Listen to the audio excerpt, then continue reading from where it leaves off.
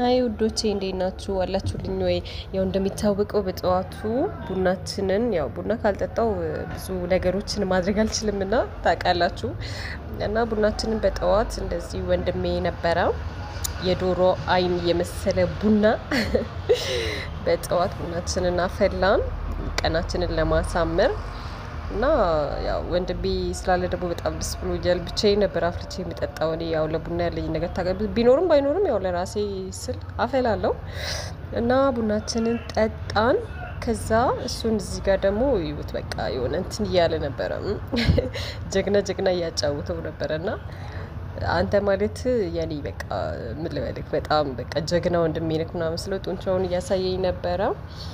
እና በቃ ከሱ ጋር ይሄን የመሰለ ጣናችን ጨስጨስ አድርገን ከዛ ወደ ውጪ እየወጣን እያለ ጫማዬን ያው እኔ ብዙ ጊዜ ሳስር ይፈታብኛልና ና ወንድም ለመቼ ነው ና አሰር ብዬ ልጋብዘውም ስለሆነ ጫማዬን አሳሰርኩት።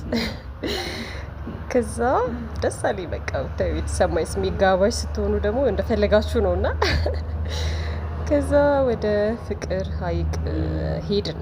አሳ ልንበላ እዚህ ጋር ደረስን። አሳችን እዚህ ጋር እየተጠበሰች ነበረ። ከዛ ወንድሜ ለመብላት ይኸው ያዛጋል። እዚች ጋር ደግሞ ሎሚያችንን ገዛን። እቺ ሎሚ ማንን ልምታበት እያለኝ ነበረ።